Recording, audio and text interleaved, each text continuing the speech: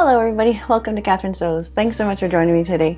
I'm going to do one more t-shirt variation today because I thrifted this t-shirt and it's got this giant pleat on the shoulder that just comes down asymmetrical. And I just thought that was a really cool detail. It looked really simple. I thought if I just take that home and lay it out on my cutting table, I bet I can figure out how they drafted that.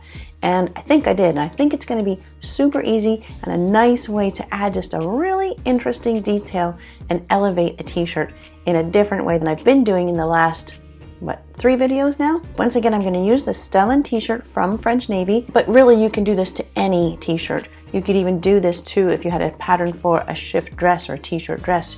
You could add that just to the one shoulder. I just think it's a really cool detail. I bought this beautiful blue t-shirt knit fabric, which I just adore that color, and I'm gonna try this out in it. So stick around and I'll show you how it all works out. When I lay the t-shirt out like this, you can see that it was drafted with the same slash and spread method that we've talked about in the last 2 videos. The pattern was slashed from the shoulder to the hip, and then all of this extra fabric was inserted into the pattern piece and then folded into one big diagonal pleat. That's actually a super easy pattern making technique that we can do quite easily to any t-shirt pattern. This fold starts here, it goes back to my ruler and then back out. I want to just measure how deep is that fold. So if I put a ruler along that edge and then measure from the fold to my ruler, at the top end, the amount that's inserted into this spot here is 6 inches this way and then back, so 12 inches. There's a 12-inch spread here. So that might sound kind of confusing, but when you see it on paper, you'll see it's actually pretty easy. I'll show you how. Okay. So these are the pattern pieces that I'll be using. I just did a little bit of fitting change, but otherwise it's straight up just the Stellan Tee. I'm going to use the regular back. And I think for my t-shirt, I will add on a bit of a sleeve. So I'm using the regular sleeve. I might make it a little bit shorter and fold it up. And I'll be using the regular neckline and the regular neck binding. But then the front, here is the Stellan Tee front. And when I started working with it, I made a bunch of copies of it on wrapping paper. And one of the copies that I made that day and still haven't used, I made it on folded paper because I knew I wanted to do this very t-shirt. So this is the Stellan t-shirt in full. Because it's an asymmetrical t-shirt, we do need to have the pattern piece out in full. This really is so simple. I just want to show you in miniature first. I'm going to slash this pattern piece from the neck shoulder point, like where seam allowance crosses seam allowance there, down to the hip where seam allowance crosses hem allowance here. Okay, so I'll cut along that line, leaving just a little tiny bridge right there at the bottom. So then this can then open however much I decide I want. I'd have to open it up twice the depth of the pleat so that it can fold back and come out again. So then I'll put new paper in behind and tape down this first side and then swing that second side out twice the depth of the pleat that I want to end up. Make sure this end is smooth. Okay, about like that. I'm going to be bringing this side to here, so I'm going to start by folding it backwards on that edge. The direction of the pleat is important. You need to know which way you're going. I can bring this right over and basically closing back up my pattern piece into its original shape. That's basically, it's right back to being the original t-shirt. And then I can just cut away the excess paper, cut right across that shoulder seam, right even with the armhole. And then over here I can just cut away the excess. And then when I open it up, you see the crazy shape that it now has become. I'm going to follow the original grain line, which is coming down the center front there. So I'm just going to extend that same line down. That will be my grain line. So I'll be cutting out the piece like that. Kind of crazy, hey?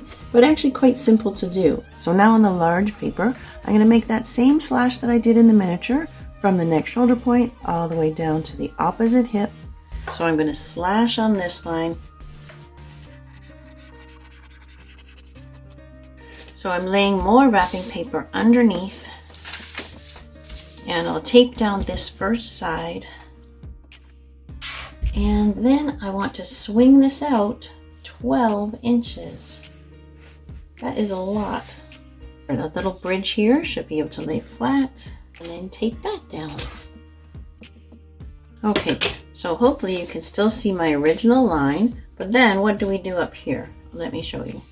This whole side is going to pleat to here. So I'm going to take this edge and bring it to there. So first I'm going to fold it backwards on this edge.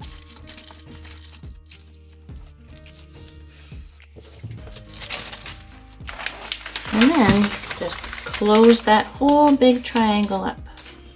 Try to get it smooth at the bottom here and bring that right together.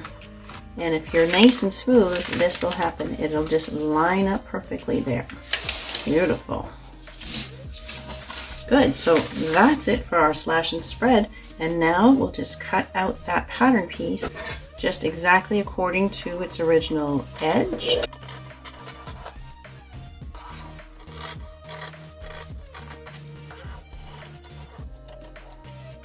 I can just get rid of some of the excess under here. And then when we open it out, you see the crazy big pattern piece. Right? Oh, that's pretty wild. So luckily I can see the squares of my wrapping paper through, and I'll just continue that down. There's my grain line. So that, my friends, is our new front. This is, can you see well enough? I hope you can see well enough. There's the neckline armhole. The other armhole is way over here, and it's just going to pleat in like that. Oh, I'm excited. That was nice and fast and fun. Let's cut that out and sew it up. So I'm ready to cut. I've pinned it down. I've got the fabric right side up and the pattern piece right side up. And it's just a single layer for the front because it's asymmetrical. Yeah, this is the only part that's different from any other t-shirt layout. My grain line is parallel to the selvage, and this whole part of the front just has been shifted down here. A rotary cutter would really be so much better for cutting this big shape on the single layer. Before I move anything, I'm going to put a snip, a small notch at the top of each of the arms of that inset triangle. It's all going to become clear in 1 second. If you already know how to sew a t-shirt, then you're going to be good to go right after this. But before you stop watching this video, don't forget to give me a thumbs up and subscribe if you haven't already. Okay, so now I'm going to remove the paper, and remember this notch is going to come over to that notch. This is all going to make sense. This notch is coming over to that notch. And remember, it's folding down toward that corner. There you go. So line this edge back up. There are 3 layers at the shoulder seam and at the armhole. Get that lined up. You now sew this t-shirt exactly like a normal t-shirt, right? The front is back together. I'm going to be putting the back onto the front. I'll serge the shoulder seams. I'll put the sleeves in. I'll serge the whole side seam and then finish it off exactly like a normal t-shirt. If you want to stick around to the end, I'll show you how mine turns out. So I'm switching to a rotary cutter for the rest of it. Got the back on the fold and the neckband on the fold. And I'll just give myself a center back notch and a center front notch on the neckband.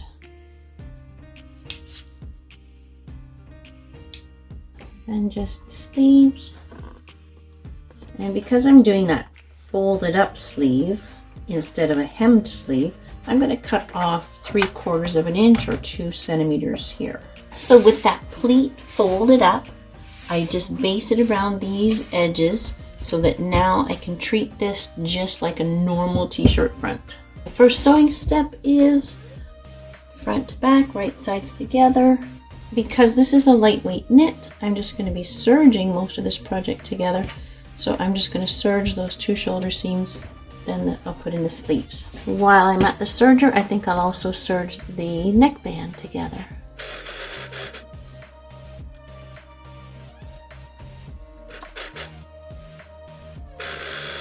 So there's the shoulder with the pleat. That's going to be beautiful.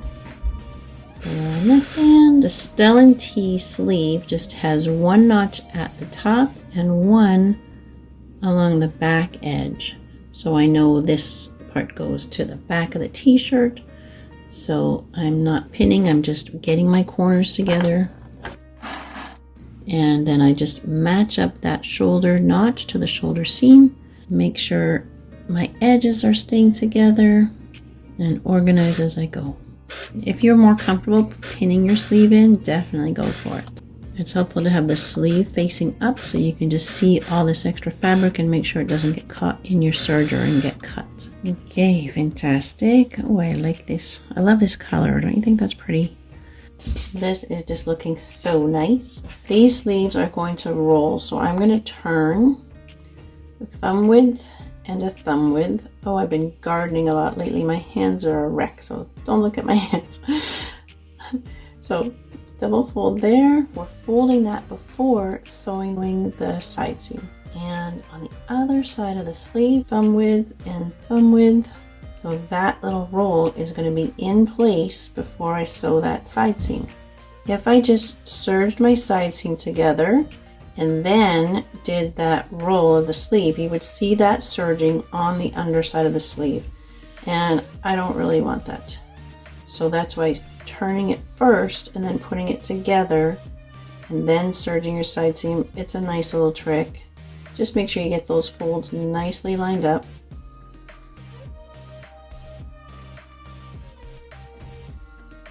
For the side seam here, these are the 2 folded ends of the sleeve, and so it's quite thick. So I want to make sure that my feed dogs and presser foot don't fight each other and shift that out of the way. So I want to get that right underneath, right up to the needle, and help it a little bit right at the beginning. I don't want the top one to get pushed around.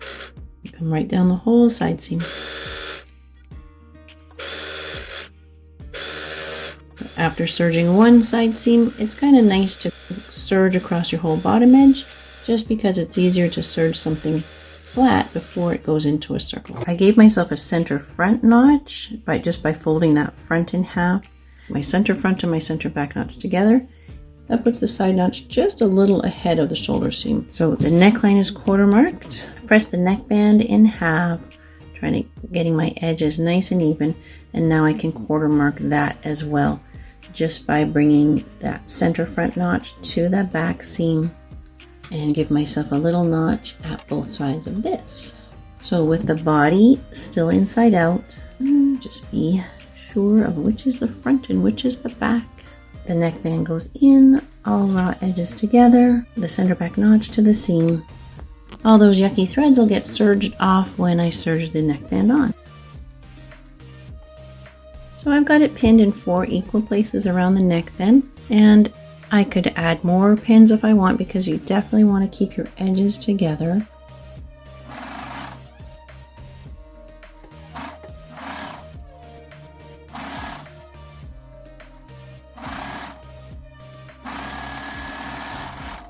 Okay, the neckband is on. That looks great, and the sleeves don't need a hem because of this little fold. So I'm going to do a couple things.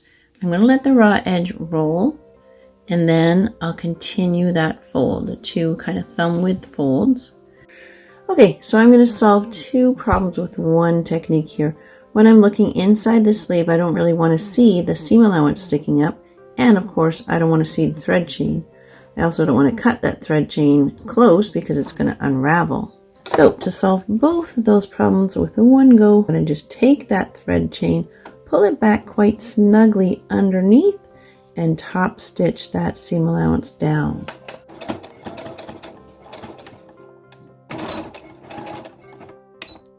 Good, so just for the width of that little fold, the sleeve is just top stitched underneath. That looks good. I've got the sleeve just kind of rolled and pinned where I want it to stay. And I don't really want it like neat and tidy. I want it pretty random looking. So just with the needle and thread, I'll hide my knot inside. And I don't want my stitches to show. So I'm just taking a stitch in 2 layers, not coming out this 3rd layer. Go back through your loop a couple of times to tie that knot. Good, so a couple of those on each sleeve. And then all we have left to do is the hem. So the last thing is the hem. So I'm going to use a double needle. I've got a bit of thread wound around an extra bobbin, and then I've got my 2 threads together, one from the bobbin and one from my regular cone at the back there. And then I just put those 2 threads through the machine as if they're one. And then put them both in their separate little guides here above the needles and thread the 2 needles separately. Then at the iron I press down the hem nice and even, just like a finger width. But when you sew with a double needle, you don't do this side up. So I'll be sewing this side up. I won't be able to see my edge. So just so I don't have to guess where I need to be, what guideline, I'm going to put it this way first. And I can see that this first line on my needle plate is where I need to be. And then flip. If you've never tried double needle top stitching, it's really a lovely technique for a hem. Look, doesn't that double needle just look beautiful? I love it. So just after a couple inches, just check, make sure your guideline is serving you well.